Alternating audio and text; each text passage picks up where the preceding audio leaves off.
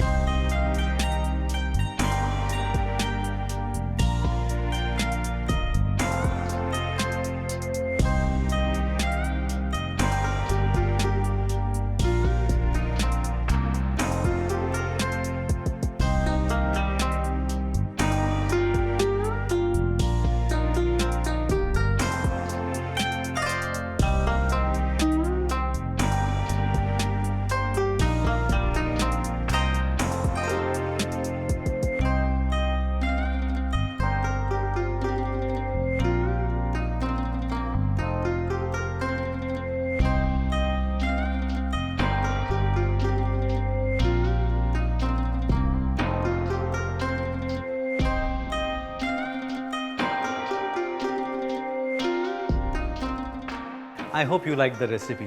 लेकिन आपने मजा लिया, सिर्फ उतने से बात नहीं बनती। जो भी कुछ सीखा जाए, पास इट ऑन, दूसरों के साथ शेयर जरूर करें।